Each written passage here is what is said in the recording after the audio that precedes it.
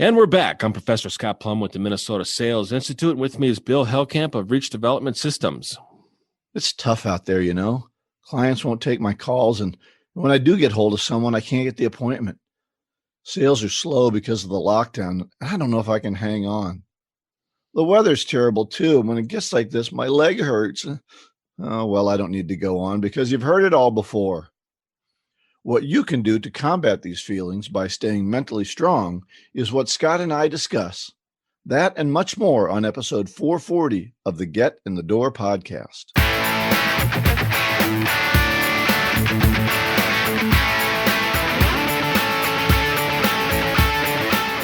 So our book club today on Beyond Selling Value, we're going to talk about chapter 13, which is Sweating the Details, Opportunity Planning. And I noticed that there's a little bit of overlap between this chapter and the last chapter. Did you pick that a lot up? of overlap between this chapter and the last chapter. Which is not necessarily bad. I mean, it's good to have reinforcement, and it's good to understand the context of the content. And when we're using it in different steps of the sales process, we realize how important it is and how we cannot skip a step, but we need to be thorough and follow the process. The only way we're able to predict an outcome is to manage the process and measure it. If we can't measure it, we can't manage it. And there's a few questions, and I kind of built my comments on 4 questions that they talked about in the chapter. And the 4 questions are, what do I know today about the account? What do I need to know? What is my objective for the account? And what is my action plan to accomplish this? And I think that's a great structure for how we look at managing and leveraging an opportunity. Bill, what do you think? Well, I think this is really important for those people who have a limited, perhaps territory, a limited number of accounts that they can talk to. It can be really challenging sometimes to look at this limited box and determine, where am I going to put my time? And I think that's the most important thing we have to think about with this planning. It's not just, which one should I work on, but sometimes it's which one should I ignore? Mm-hmm. What companies don't match our strengths and where we should put our time. Right. Sometimes we just so eager to get a deal and take a deal when in some realities we should say no to a deal. In a negotiation class that I teach, I say, I will show you a system where you will win every negotiation. And they look at me like, how do I win every negotiation? I said, well, sometimes when you say no, you actually win the negotiations because you're not wasting time on something that's not a good fit, a perfect fit, or something that's going to cost you more money in the long run by spending more effort in something that you're not really good at, or it's not a good fit. And they talk a lot about fit. Sometimes they want us to be, do a specific type of, and for me, it's a specific type of training, and I'd have to write a whole new program for them. And unless I can see that I can reuse that later, it may not be worth all the time and effort that I have to put into doing that. And so I agree with you. Knowing when to say no is as important as knowing who to work on and when to say yes. They talked a lot about information. What do I know? What do I need to know? And I really boil that down into 3 steps. Number 1 is information. What information do I need to know? That'll determine the questions that I ask. Number 2 is, what options do I have and what options do they have? Because I think everybody likes to explore options. And then the 3rd step is, what is my strategy to achieve the objectives? So 3 things: information, options, and strategy. And if you can keep those in mind, it's going to make it a lot easier for you to manage the account. I think our whole goal in sales is to create more opportunities and leverage the opportunities that we create. That's the model that I always teach salespeople. Mm-hmm, mm-hmm. Yeah, I think a big challenge too is when I have too many opportunities, when I have a target-rich environment, as it were, and my time is still limited. And so what type of information would you use, or do you use, to narrow down that opportunity so that you're working on the ones that have the best chance of having a good outcome for you and the organization? Right. I think maybe a great step is to eliminate options, so you're really able to define down to what you're really going to focus on.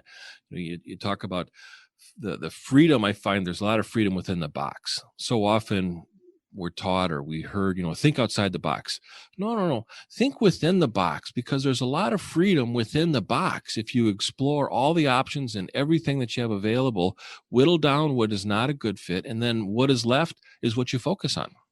Yeah, I think a couple of good ways to narrow the focus. One is to start to develop an expertise in a particular type of industry, right? Mm-hmm. We learned that in the Challenger sale, that if you can get into a silo of some sort of industry, you're going to have to spend some time understanding what their problems are so that you can bring that knowledge into the client. So if you have too many, or if you have a very large target-rich environment, perhaps you narrow it down by industry that you have some expertise in.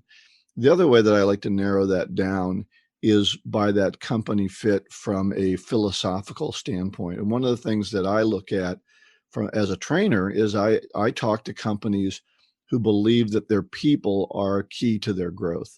If they don't think their people are key to their growth, then they're not going to spend time training those people to become more effective.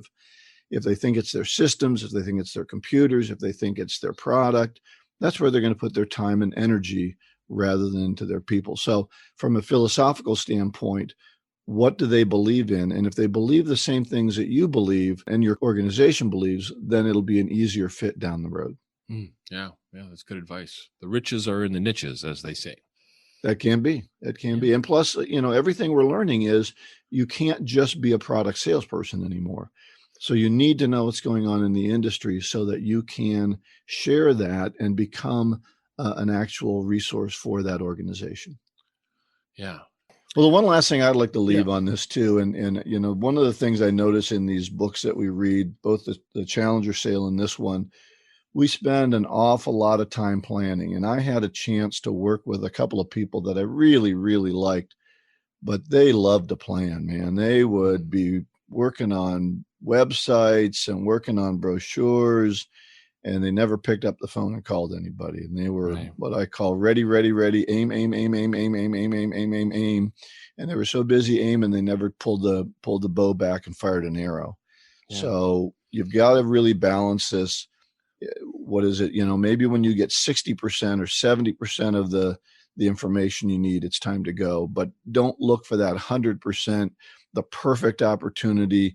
By the time you get done with all your planning, someone else is already in there closing the deal. So watch out that you're not doing that. There's a good balance between planning and execution. Yeah, I think I put a quote on LinkedIn some weeks back, and it said a person that plants and never plows and never plants is the same person that learns and never does. Yep.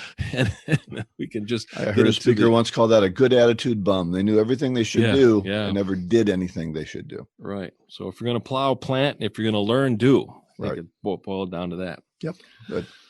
So our book giveaway, the book is Breaking the Rules, 111 Tips for Selling Value in the Era of Procurement. And our procurement, that's a good word. Procurement, like propinquity. I think that's a good word too, propinquity. It's the area around you is what a propinquity is. So our recent winner is Richard Freer of Boise, Idaho. Great city. Been there a couple times. I have never been I've been to California, but never been to the Northwest.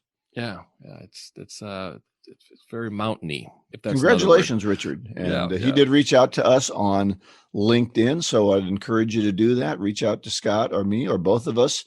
Let us know that you're listening to the podcast. If you do that, then we'll put you into the pool for this book giveaway. I think we have about 4 more books that we are going to give away. So we'll be doing it a little bit even into our next book, which is Psycho-Cybernetics. That's right, by Matthew Maltz. Dr. Maxwell. I want to call him Matthew. Thanks for listening along, Bill. I know. Do you listen to the show? It's right here on my. No, I just can't remember names, Steve. Yeah, that's okay. So, or you can go to getinthedoorpodcast.com, fill out the form, and we'll enter you into the book drawing. We welcome your comments. We'd love to hear from our listeners. We'd love questions. To hear. Yeah, and give us, let's play Stump the Chump. I hope that I can say that. That's another show. Yeah, that's for you. Yeah, I love challenges, and we'll break it down. We'll include it in the show. And if you'd like us to give you credit for it, we'll do that. And if you want to tell us privately whether it worked or didn't work, we'd be grateful if that was done privately too. So if it works well, let us know publicly. And if it doesn't work, blame it on yourself and execution. Right. I always think that sales advice needs to expire because the market is constantly changing, and stuff that I said 10 years ago or 20 years ago or sometimes even a year ago is no longer relevant. The That's a good way marketplace of has saying don't changed. hold it against us when it doesn't, Right. Right. It's got an when you expiration don't date. do it right. Yeah. So, right. This segment is brought to you by the Jumpstart Sales Coaching Program presented by your host of Get in the Door podcast. Business is heating up, and now is the time to get back on the selling track. While others wait for the market to improve, prospects and opportunities await you now. Perhaps you want to be more productive on your prospecting, or you'd like to increase your closing percentage. Maybe having meetings online is not as comfortable as being in person. Sales reps are telling us they need some honest accountability and skill development to rise above the competition. Whatever your reason, this is the perfect time to engage with an experienced sales coach. That is why the host of Get in the Door podcast, Professor Scott Plum and Bill Hellkamp, have developed the Jumpstart Sales Coaching Program. For only $495, you can receive personal coaching from the same sales professionals you enjoy on this podcast. It all starts with a discussion to give us your insights into your specific goals, challenges, needs, and motivation. After your 1-hour online session to jumpstart your coaching process, you will receive 5 more half-hour individual coaching sessions to enable you to make improvements over time and create new habits. Most salespeople make their money back with just one sale. Go to getinthedoorpodcast.com to contact Bill or Scott about the Jumpstart Sales Coaching Program. Do you believe you deserve better results? Now is the time to invest in yourself and invest in your future. Well, our first topic, our main topic today is staying mentally strong. We heard some whining at the opening of this. Did I effectively whine for them? You played the character very, very well. Yeah, I felt like I was in the theater. I was a theater guy in high school, so you got to. I like to check my abilities on that. Anyway, we've all been whiners. We've all heard whiners, and it doesn't do any good. So the thing that Scott and I hear from our listeners, from our clients a lot, is that they're dealing with softer sales in most categories right now. Things have slowed down. They slowed down because of the COVID, and they're still dealing with that. So we've talked in past shows about some strategies to increase sales, but this one we wanted to talk about what's going on between, as my friend says, the 6 inches between your ears, the most important real estate in the world, and how to stay mentally strong. So Scott's always mentally strong. I tend to be weak, and so I have some tips for that. And I'll go through some of these. And Scott, any ideas you have, certainly sure, I'll jump in. So number one, I would say concentrate on your most productive skills. Look at the areas where you're good and focus on those. We tend, as we look at ourselves, to be very critical and to overstate our weaknesses. I'm no good at this, or we recognize our failures and we tend to devalue our capabilities. And so I would caution you not to undervalue yourself because you focus on the things that you're bad at. That's always something we have to do in training is when we look at a person, they're 80 to 90% doing things right. And we're just trying to work on a few things to make them a little bit better. But we tend as people to look at the 10% we do wrong and focus on it as if we're totally incapable. So what do you think about that? Yeah, I agree with you. And I think, the motto that I follow and I've heard, and it just breaks it down really simple, is to concentrate on your strengths and manage your weaknesses. I took the Strength Finders test. My number one strength is learner.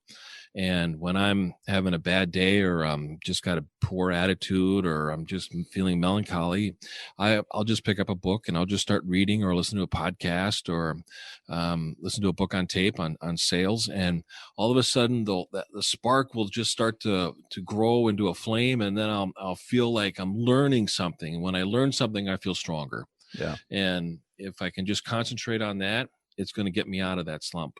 I think also as we learn, as we grow, as we recognize that you're not the same person that you used to be. I think when I reflect negatively, I reflect on somebody I was in the past, and I rue how I acted or didn't act or whatever I did wrong in that situation, instead of looking at myself, who I am now. I've talked to people who they're still insecure about a comment their mother or father made 50 years ago. Yeah. You aren't that person anymore, but let it go. Right. Right. I always like to ask myself when I'm feeling down or I'm feeling, you know, that sadness, and it's, borderline depression. And I have bad days too. The question I ask myself is, where's the evidence? Mm. Where's the evidence? And there is no evidence Or to it's so support. minor, it doesn't stack up against the other evidence. Yeah, and if we're making calls and we're having a bad day and we're getting hung up on, or people are not returning our messages, nobody knows about the next call. Nobody knows about your past calls. Nobody can predict it. It's like the golf game. Every shot is a chance to start over. So play the hole. If it's a par 5, you're not going to hit the green from the tee box. I assure you, nobody is. So just play the hole. Ask yourself, where's the evidence?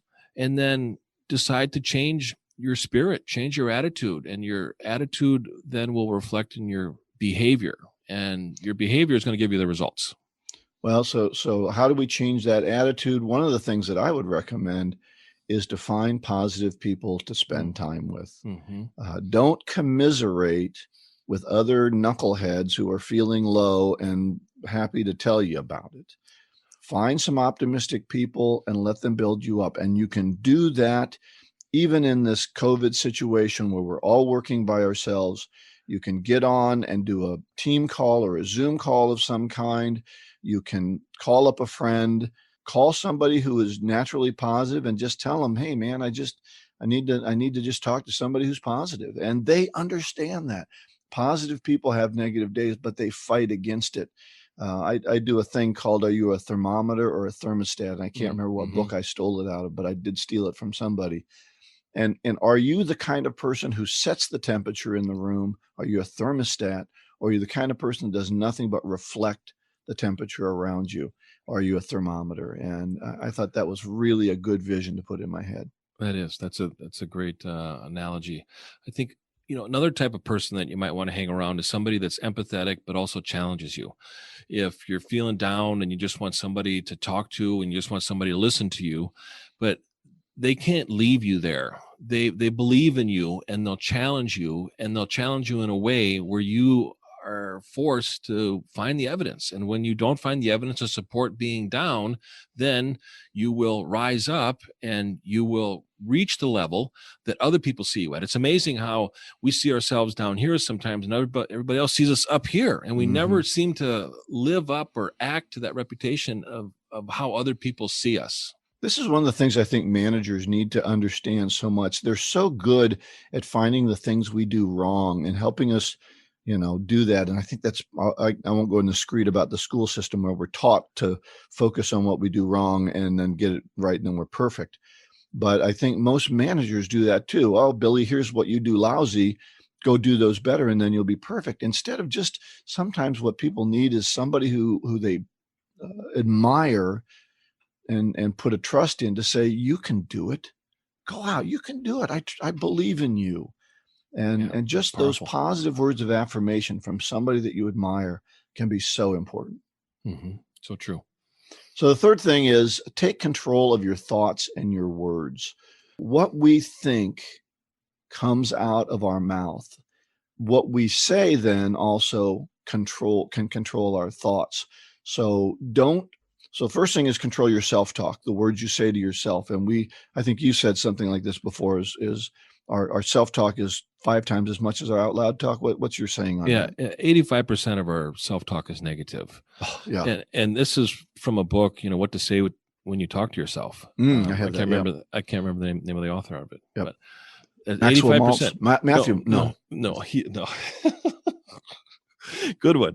That ain't it. I get it wrong anyway, but yeah, keep, manage that self-talk, and be honest with yourself too. I mean, it's not like, and you're like yourself.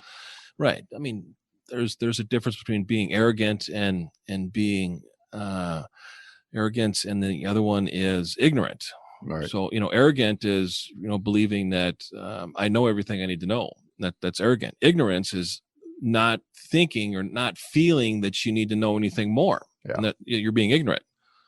And then the second part then is when you're having that talk, don't allow that negative talk to come out your mouth. Those words that I was using up in the opening, things are bad. It's tough out there. I can't get an appointment. all you're doing is confirming then through your mouth, back in through your mind, because you hear what you say, you are making it more real. And every book I've read, how to talk to yourself, how to, to talk out loud, positive affirmations, quit talking to yourself in a beat up way out loud and start having an affirmation. Most people that I know that are successful have a 3x5 type card, some kind of affirmation, and they start the day with positive talk about themselves and what they're going to do and what they're going to accomplish. Right. I always cut somebody off every time they say something negative. Go, whoa, whoa, whoa, wait a minute here. Let's back up and let's just erase that and let's replace it with something else. Because what you say to yourself out loud, your brain interprets as being truthful. When you write something out, when you write an affirmation out versus typing it out, your brain looks at that and it's reinforced. I don't know how many times greater, but at a greater impact than if you type something out. That's why they say writing is so important, because when you write it, your brain sees it, it's become your truth. So sometimes we need to work on defining what is our truth and what is real. And controlling what we want that truth to be. Yeah. Yeah. Right. Don't put yourself in the past of what has happened. Project yourself into the future of what you can make happen, because you can make a change. You can be different. But you have to move yourself. You have to make the mental switch first before the physical can come out of it. Yeah, I think Bill brought up earlier that we're hanging on things that somebody said to us 50, 60 years ago that has been a shadow over our spirit. And we hang on that. And we have to ask ourselves the difference between what is real and what is true. Is that experience real? Yes, it is real. Is it true? It's no longer true. We don't know what kind of day that person was having. And I'm sure that we've said things that we regret. And I'm sure we've said things that have an impact on other people that we have no idea what it is. And we hope that they end up recovering from it, just like we need to recover from it. But ask yourself, what is real and what is true? And of course, it's real. Any parent knows that they have regretted things they've said to their kid. Yeah. Yeah. All right. Number 4, act boldly. Henry David Thoreau said, go confidently in the direction of your dream and you will live the life you've imagined. So start to be bold in your actions. Don't be a wallflower. Don't be a negative. Act, speak, and believe in the success of every action that you take. We have to keep in mind, what is success going to bring us? And concentrate on the outcome of success. That hopefully is our motivation. And once we tap into our motivation, we end up finding the knowledge and the information and the strategy to achieve that. But what would success bring us? And keep in mind that our selling is our reputation in action. So what do we want to be known for? Right. In everything that we do? And I think it's, for me, when I feel challenged or overwhelmed, I write down what I'm responsible for and what I'm accountable for. And those are two different roles. And once I write it down and I focus on it, then I commit to the goal. Everything else is a distraction. And that is another mantra that I think we need to keep in mind is, what is the goal? Everything else is a distraction. And if we spend our time on distractions, we're not going to reach the goal. We're not going to reach our success. And when we don't focus on the goal and we feel distracted, we feel like a failure. And then that just starts to be a self-fulfilling prophecy. And that takes me to my last point, which is create a written plan. Yeah. So Scott and I are cutting this podcast on almost the last day of 2020. So we all know that the new year, we set goals and then we forget them by the 5th. Right. So what I want everyone to do, including myself, I'll take the next couple of days, create a written plan. What is it that you want to accomplish this year? Not what your boss wants you to accomplish, not what your spouse wants you to, or your significant other wants you to accomplish. What do you want to do to get better this year? And Scott talked about some of it in goal setting and those sorts of things. But I really want you to sit down and create that written plan. Do it in certain areas that are important to you. Maybe faith is something you want to increase in. Maybe your sales goals you want to increase in. Maybe it's losing weight or getting more physically fit or changing some relationships. Whatever it is, sit down and write out what that plan is And then what are the steps? What are the action steps I'm going to have to take? What's the roadmap that I'm going to have to take in order to do that? And then start looking at it every day and follow it. Mm-hmm. Good advice. So we've got some resources. Bill, we've got a video of you that you recorded. What's the title of it? It is Attitude Residue, and it talks about how easy it is for the conversations we have then to spill over into other conversations that we have. So watching out for our attitude all the time. Great. So that'll be at the website, getinthedoorpodcast.com. So check that out. This segment of the Get in the Door podcast is brought to you by The Art of Prospecting, your guide to getting in the door by Steve Kloida. Steve Kloida was known internationally for increasing salespeople's ability to make solid appointments with qualified prospects.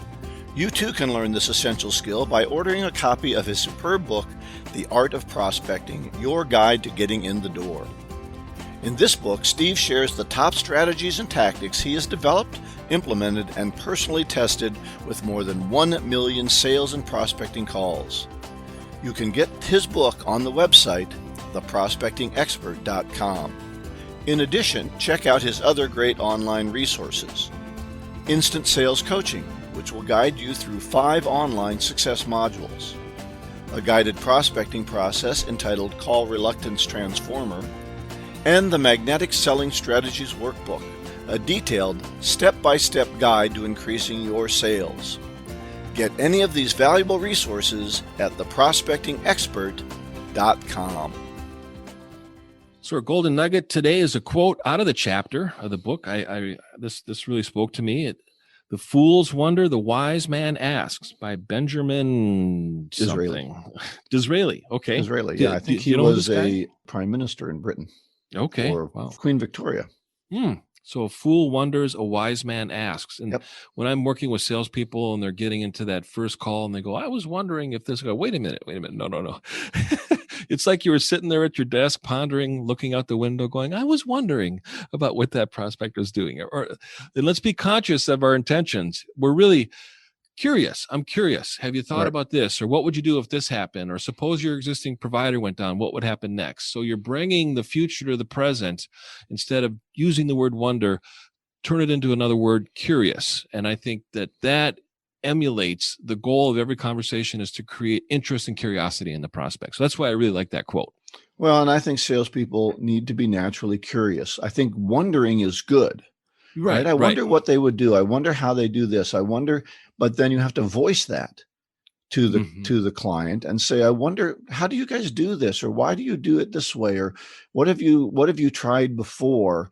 And I believe that clients who see that you're interested and curious about them, they appreciate that and they want to talk to you about that. I can't remember, Scott, ever in my career in sales where a prospect said, quit asking me questions and just show me your product. Never happens. It just has never happened. They've always been glad to offer up what they know about what they need so that we can come to a solution for them that is valued. And you just need to ask those right questions and figure out what those are. And I would encourage you to plan them in advance. And then some of them will come naturally in the conversation, but plan some questions because they just don't always come to my mind. I'm not as smart as you. Well, I don't know. Scott's so smart. If you met Scott, you would be in awe of him. Thank you. You're very kind. All of the information we've talked about, all the links to the things that we've talked about, and a chance to enter yourself in the book drawing for about 4 more books, I think 3 or 4 more books. getinthedoorpodcast.com. The show notes, everything is there. Next week, we're going to be covering the last chapter, chapter 14 of Beyond Selling Value. I see you have raised your hand, the frequently asked questions regarding the impact sales process. So Bill and I will debrief the process. And then our topic is going to be building rapport with our prospects. We did a show in the past about building rapport with existing customers and kind of the account manager role. And now we're going to look at how do we build rapport and trust with prospects as the beginning of a sales process. And we'll talk about why that is so important. And everybody, Happy New Year. Let's go out and think about what we want to achieve. Think about it first, get a plan of action, and then execute on that plan. And I think everybody has an opportunity to get better results in the next year. And there's never a bad time to start a good habit. And we do that by going out and getting better, one skill at a time. Joyful selling.